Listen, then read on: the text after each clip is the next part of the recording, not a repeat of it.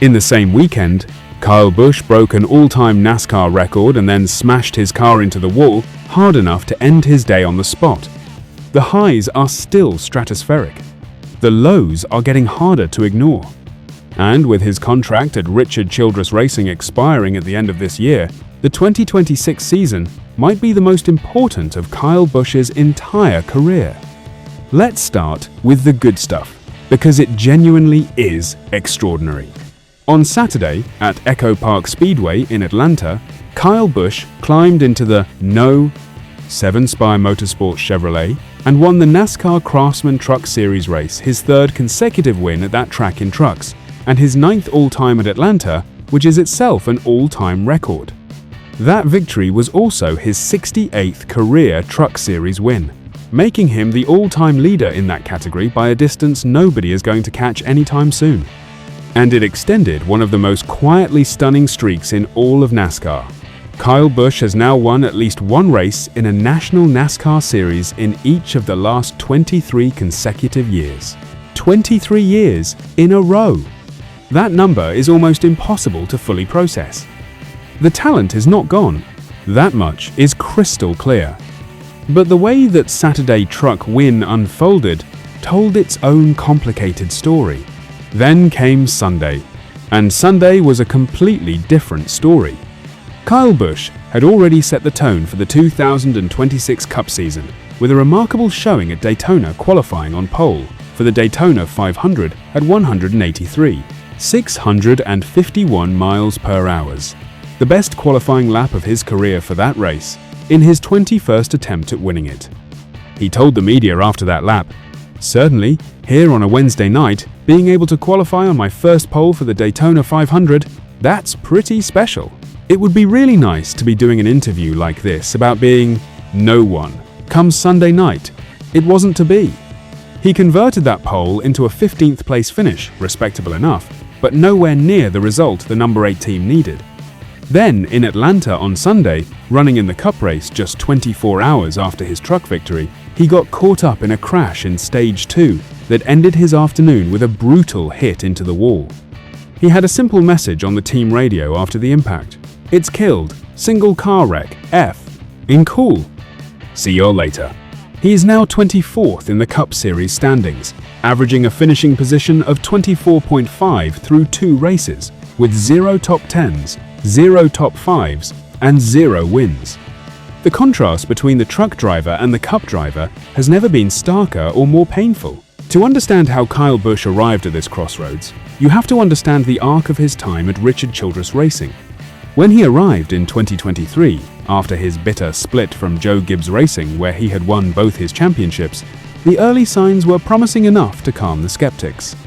He won in just his second race with the team at Auto Club Speedway, then added 2 more victories that season, 3 wins in year 1. It felt like the partnership was going to work. But since that third win at Gateway in June 2023, the Cup Series victory lane has been completely off limits. 94 races.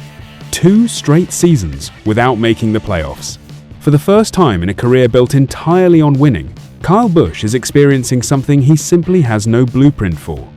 RCR owner Richard Childress acknowledged it plainly, saying, "I felt like we let Kyle down some last year by not winning a race," which is both honest and telling. That kind of admission from a team owner does not come from a place of comfort. The response heading into 2026 was to bring in a new crew chief, Jim Pohlman, who won the 2024 Xfinity Series Championship with Justin Allgaier at JR Motorsports. Pohlman is returning to RCR, having previously worked in their research and development department during the early days of the next-gen car, so he knows the organization inside and out. He was the standout candidate from the moment he walked into the interview room, and Kyle Busch made clear exactly why. There were some really good candidates to review. None came with as much passion and love for Richard Childress Racing and wanting to turn the 8 car around as Jim Pohlman did. He's a very determined guy and wants to be a difference maker here at RCR. Pohlman himself has been refreshingly honest about what this pairing is going to look like. "We're probably a lot alike. He's passionate, I'm passionate. There might be some spats, I'm not going to lie." He also made clear where his ambitions lie.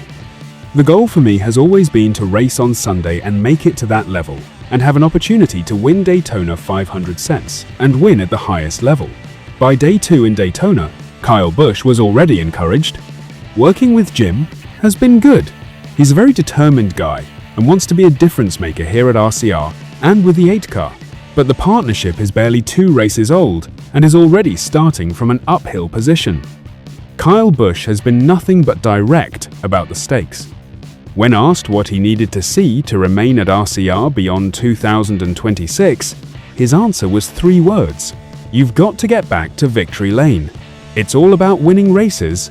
It's all about being able to capitalize on those days and having a good team around you." He has also been clear about how he is measuring the season's progress, setting the Coca-Cola 600 inches, Charlotte, in late May as his personal checkpoint.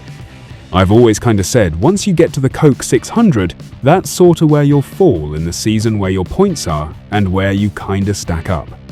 I would say that would be a good time to start judging. After 2 races, he is 24th in points, sitting 89 points behind the leader. He needs the next few weeks to start trending in the right direction, or that Charlotte checkpoint is going to arrive with the conversation already starting to get very uncomfortable. And looming over all of it is the Daytona 500. 21 starts, 0 wins. It is the one race that defines Kyle Busch's legacy in a way that nothing else does. The single hole in a resume that is otherwise almost beyond argument.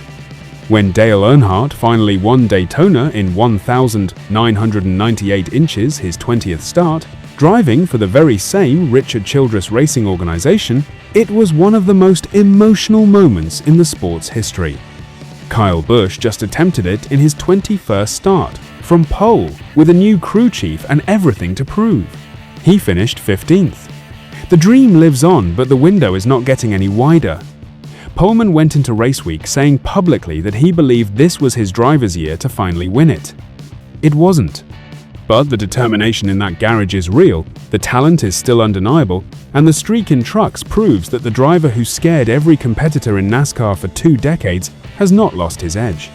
He just needs to find a way to translate it back to Sundays, before time and circumstance take the choice out of his hands entirely. What do you think? Can Kyle Busch and Jim Pohlman find their rhythm and get back to victory lane before the Coca-Cola 600 deadline? Is RCR the right place for Kyle Busch to finish his career? Or does he need one final move to a stronger team? And will he ever win that Daytona 500? Drop your predictions in the comments. And if you enjoyed this breakdown, smash that like button and subscribe for more NASCAR news. I'll catch you in the next one.